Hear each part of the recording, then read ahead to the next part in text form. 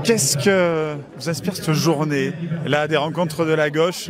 Déjà, on voit qu'elle est plurielle.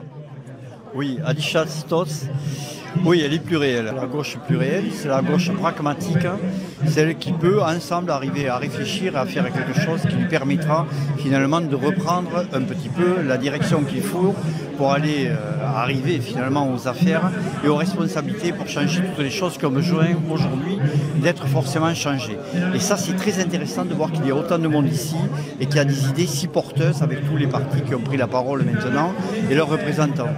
Je suis très content d'être là. J'ai trouvé ça extrêmement positif depuis ce matin et je pense que ça va toujours continuer.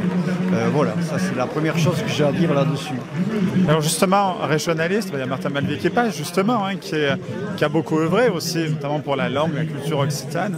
Là, il y a encore cet espoir encore aujourd'hui que ça continue justement pour mettre un peu moins de centralisme, disons les choses. Exactement. De toute manière, ça a été ce matin, il y a au moins 2 personnes qui sont intervenues, qui ont parlé du centralisme, qui a absolument finalement une des plaies aujourd'hui du pouvoir. Le pouvoir d'aujourd'hui, nous sommes régionalistes évidemment, est trop jacobin, on le sait, et si on veut arriver à rebondir, nous rebondirons rien qu'en donnant des autonomies et des responsabilités à toutes les régions, comme c'est dans tous les autres pays d'Europe. Dont la France toujours est dans un régime qui est vraiment totalement, on pourrait presque dire sectaire, mais en tout cas jacobin, c'est sûr. Et si on ne sort pas de cette enclave-là, nous n'arriverons jamais à rebondir correctement. Donc il faut donner aux régions ce qu'elles doivent avoir, l'autonomie, plus de responsabilités, dans plein de responsabilités, je pense notamment ou à la santé, ou bon, plein de choses, quoi, à l'économie surtout, et lui permettre donc d'utiliser toute la richesse qu'elle a pour pouvoir faire carrément avancer et faire avancer tout le pays. Et comment vous œuvrez à ça justement, avec les municipales qui arrivent, présidentielles, il y a un rôle à jouer important. Oui. Donc nous, on va voir exactement comment les choses vont se passer sur les mois qui arrivent.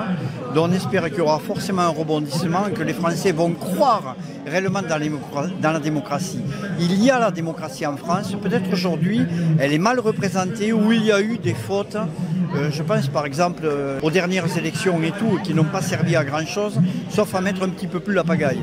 Et là, c'était sûrement pas la chose qu'il fallait faire, et ce n'est sûrement pas celle qu'il faut faire dans les mois qui arrivent. Il faut arriver à grouper et à faire comme d'autres pays européens qui font un partenariat pour arriver à diriger leur pays. Je dirais l'Allemagne notamment, ou d'autres pays du nord de l'Europe, qui arrivent à faire carrément, à mettre des gouvernements en place, qui s'entendent, qui arrivent à acquérir une majorité et qui peuvent avancer dans toutes les conjonctures qui arrivent à ce moment-là. Un truc à rajouter? Un truc à rajouter en plus qu'on n'a pas évoqué? On m'a dit d'ailleurs un des intervenants ce matin, il a bien dit c'est peut-être la seule région où il y a réellement un esprit qui peut faire avancer la gauche, encore une fois, et faire pourquoi pas aboutir la gauche. C'est là-dessus où il faudra voir qui doit plus tard prendre telle ou telle responsabilité. Et pour connaître aussi la droite, je sais que tous le reconnaissent, que la région Occitanie, sous Carole Delga, ou comme l'a été sous Martin Malvier, ou le département avec M. Masseny, ben ça fonctionne. Oui, ça fonctionne. Donc ça veut dire que la gauche peut faire fonctionner. Il suffit qu'elle arrive à discuter, à s'entendre, à faire quelque chose qui ressemble vraiment à un réel partenariat. Et à partir de là, les gens se reconnaîtront dans la démocratie, soutiendront la démocratie et ne voteront sûrement pas des partis extrêmes qui vont nous amener à la catastrophe. Au niveau du pays, bon, de la région évidemment, du pays et surtout de l'Europe, où on voit bien aujourd'hui que si on avait, et je prêche pour ma paroisse, une Europe fédérale, il n'y aurait sûrement pas une guerre en Ukraine.